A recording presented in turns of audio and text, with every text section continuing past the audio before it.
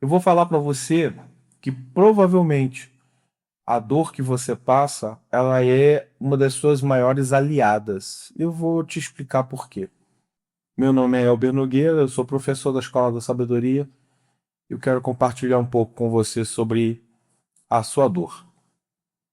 Todos nós passamos por momentos de dificuldade na vida, por dores na vida. Essas dores, elas podem ser traumáticas, como por exemplo, uma traição, uma dor de uma rejeição, a dor de um abandono, a dor de uma injustiça, a dor de uma humilhação. Talvez o algoritmo tenha trazido você até aqui porque você esteja passando por esse momento de dificuldade, esse momento de dor, tentando encontrar algum porquê nisso, tentando encontrar algum sentido em por que você está sofrendo. E eu posso te falar isso, que na imensa maioria das vezes a nossa dor ela serve a um propósito. Quero contar com você, ou melhor, eu quero contar para você a história de José do Egito e como que essa história pode estar se conectando com a sua dor. José era o 11º filho de 12 irmãos numa família bem disfuncional, vamos dizer assim. Uma família onde seu pai tinha duas esposas, tinha duas concubinas e José não era o favorito de seus irmãos. Eu não vou me atentar aqui a detalhes, mas você sabe da história. José, ele tem um sonho e nesse sonho ele chega a vislumbrar o futuro onde ele seria maior que os seus irmãos. E por conta disso ele é traído pelos seus próprios irmãos. Seus irmãos, eles criam um estratagema para poder vendê-lo como escravo. Mentem para o seu pai, dizendo que ele havia morrido, batem José, colocam ele no fundo do poço. Depois José é vendido como escravo para uma terra onde ele não sabia falar a língua, para uma terra com costumes diferentes, com cheiros diferentes, com comidas diferentes, com roupas diferentes. E aí ele passa a não ter o direito à existência, ou o direito à própria vida. Ele, nesse lugar, ele prospera. Ele vai para a casa do guarda de Faraó, do capitão da guarda de Faraó, Potifar.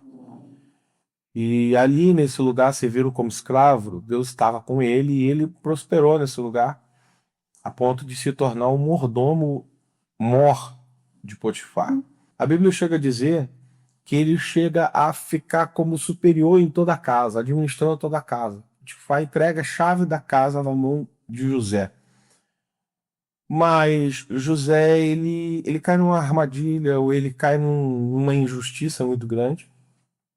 Onde a esposa de Potifar quer ter uma relação amorosa com ele. Mas José é muito fiel aos seus princípios, muito fiel ao Deus que ele serve, e ele recusou a proposta. E por conta disso ele foi jogado na cadeia. Eu não sei se você sabe, mas a cadeia egípcia era muito diferente da nossa cadeia. Há ali uma injustiça. José é colocado nessa cadeia, nessa prisão, por algo que ele não cometeu, na verdade. Ele não tem direito a julgamento, ele não tem direito a um advogado. Ele é escravo, ele não é ninguém. Quando ele chega nesse lugar, nessa cadeia, ele passa dias nessa cadeia, assim, com medo da própria vida. Por quê? Porque a cadeia egípcia da época não era parecida com a nossa. As penas não eram de detenção e reclusão com vistas à ressocialização. A pessoa ficava ali na cadeia só esperando a sentença, que às vezes acontecia de maneira muito rápida. E a maioria das sentenças era a morte, era a mutilação, era a ida para um campo de trabalho forçado, era a exclusão ou expulsão do país, ou a absolvição. Você vê, as chances não eram boas. Ele era um escravo, a palavra dele contra a palavra de uma senhora proeminente da sociedade. Mas o inimaginável acontece, José prospera na cadeia. A Bíblia chega a dizer que com o tempo o carcereiro, o dono da cadeia, ele entrega mais uma vez a administração dos bens nas mãos de José. José então passa a ser o mordomo da cadeia. E aí acontece mais uma dor para José. Ele está ali na cadeia E ele interpreta corretamente o sonho de duas pessoas. Uma vai ser enforcada, mas a outra volta para conviver diretamente com o faraó. E ele fala assim, rapaz, daqui a 3 dias você vai estar com o faraó, era o copeiro, né? Daqui a 3 dias você vai estar com o faraó. Lembra de mim, lembra do meu caso, apresenta para faraó o meu caso. E ele é esquecido por 2 anos. 2 longos anos. Cumprindo a pena por algo que ele não cometeu. Ao fim desses 2 anos, faraó tem um sonho. Aí o copeiro lendo, rapaz, tem um camarada lá na cadeia que interpreta sonho, manda chamar ele. José vai até Faraó. Quando José chega em Faraó, ele interpreta o sonho de Faraó. E aqui eu não vou me adentrar muito a esse período da história, mas o resumo da história é que depois dele ter interpretado o sonho de Faraó, ele se torna o segundo no comando daquele que é o país mais poderoso do mundo. Percebe a trajetória. José é traído pelos seus irmãos, é espancado pelos seus irmãos, é vendido pelos seus irmãos, vai a escravo numa terra distante. Lá ele prospera, é injustiçado, vai para a cadeia, é esquecido, prospera e depois ele vai até Faraó. Liga os pontos. Pensa comigo. Na casa do seu pai, José era encarregado de tomar conta dos seus irmãos. Na casa de Potifar, José é encarregado de administrar a casa de Potifar. No cárcere, José é encarregado a administrar o cárcere. Administrar o palácio foi só mais uma das etapas de um padrão que havia se repetido na vida inteira de José. E eu preciso te contar isso. Por quê? Porque apesar dele ter sido injustiçado, humilhado, aquela dor, aquele momento não foi em vão. Como assim? José interpreta o sonho de Faraó da seguinte forma: Faraó, vão haver 7 anos de fartura e vão haver 7 anos de seca, de escassez. Ajunta o que você conseguir ajuntar durante os anos de fartura para você administrar nos anos de escassez. Percebe o padrão. Existe um padrão aqui. José governa durante 7 anos de fartura, mas ele já havia sido treinado para administrar na fartura. Onde? Na casa de Potifar. Potifar era capitão da guarda de Faraó. Então não faltava nada na casa de Potifar. E José aprendeu a administrar na fartura. Mas ele precisava aprender a administrar na escassez também. E por isso a cadeia. Porque na cadeia ele aprendeu a administrar a falta, a limitação dos recursos. Então aquilo que poderia parecer aos olhos humanos uma tremenda injustiça, na verdade era um campo de treinamento. E é isso que você precisa entender. Muitas vezes o seu sofrimento, na verdade, é um campo de treinamento para algo muito maior. Vou te dar um outro exemplo.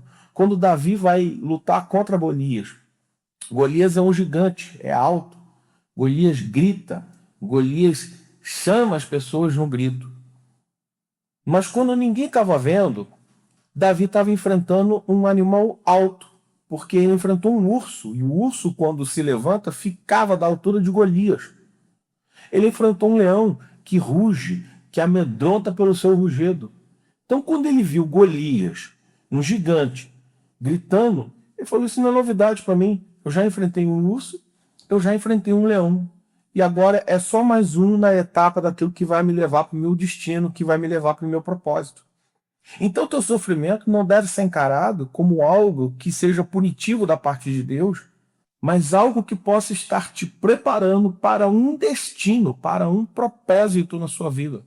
Jesus ele contou uma parábola, a chamada parábola dos talentos, onde alguém recebia 5 talentos, multiplicava e ganhava outros 5 talentos. Alguém ganhava 2 talentos, trabalhava, multiplicava e ganhava mais outros 2 talentos. Mas teve um que recebeu um talento e ele não fez nada com esse talento. Ele enterrou o talento e quando o Senhor voltou, pediu conta do talento e falou: eu tive medo. Agora preste atenção aqui. na frase desse servo. Eu tive medo, porque eu sei que o Senhor é um homem severo que colhe aonde não planta. Essa chave é poderosa, porque o servo, na parábola, está na minha e na sua condição. E o Senhor da parábola é o próprio Deus. Agora percebe uma coisa que ele fala, a declaração. O Senhor colhe aonde não planta. O que isso quer dizer? Que Deus sempre vai achar um caminho para transformar a sua dor em propósito. Pode ser na injustiça que você esteja sofrendo, pode ser na traição que você levou, pode ser na rejeição que você teve. Qualquer coisa se torna material nas mãos de Deus para te conduzir para o seu propósito.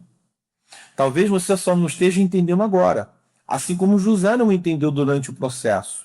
José só foi entender muito tempo depois, quando seus irmãos foram até ele e ele conectou os pontos e ele falou assim, ele chega a declarar isso para os seus irmãos, não foram vocês que me enviaram, foi o próprio Deus que me enviou, porque havia aqui um propósito. Eu não viria para o Egito, que é a terra que teria condições de salvar a nossa família por vontade própria. Eu jamais serviria a Potifar pelo salário que ele me paga, muito menos eu iria para a cadeia por vontade própria, mas esses lugares me treinaram para chegar aonde eu cheguei hoje.